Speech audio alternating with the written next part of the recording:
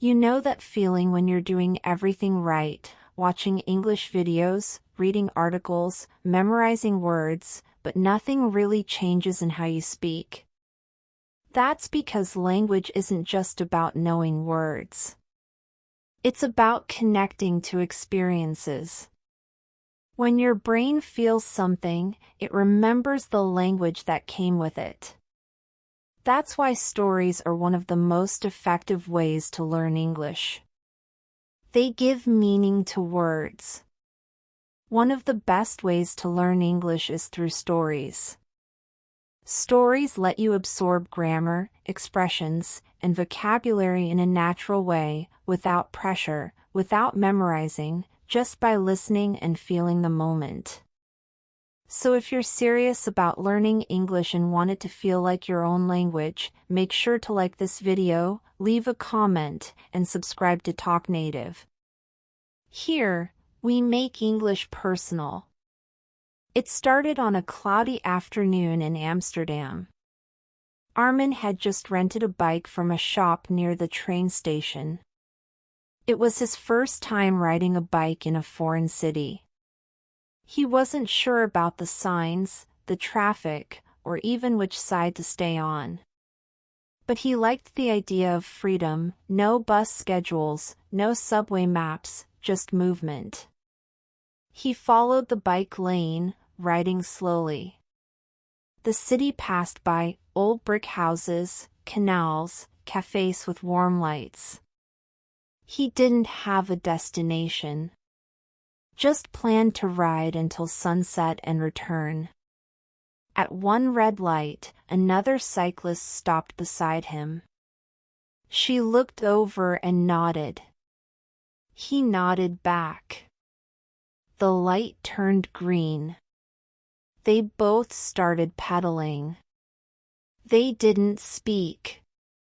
But somehow, they moved at the same pace. She turned left.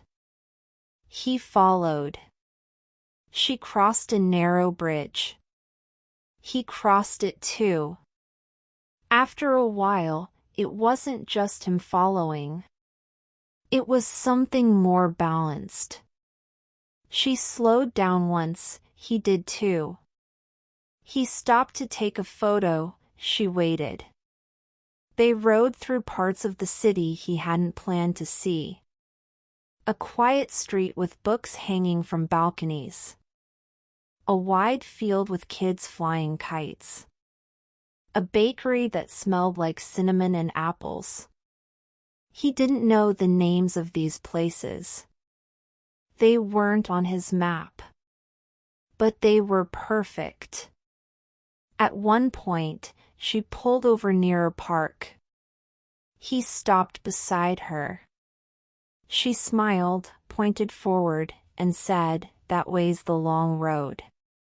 "It's beautiful." He said, "Thanks," and smiled back. She turned around and rode the other way. He watched her disappear down the street. He looked at the road ahead. He didn't know where it led. But it felt right. He started pedaling again, slower this time, but lighter. That one silent connection, just riding beside someone, had changed the shape of his day. And somehow, from that moment on, the word ride in English didn't just mean transport. It meant discovery, movement, trust. In today's story, you learned phrases like just movement, wasn't on his map, felt right, and changed the shape of his day, natural expressions that carry emotion and rhythm. These are the kinds of phrases that make your English sound alive. You also saw how stories create emotional links to language. You don't just learn the meaning, you feel it. That's what makes English stick. We upload a new video every day to help you improve your English in a real, emotional way.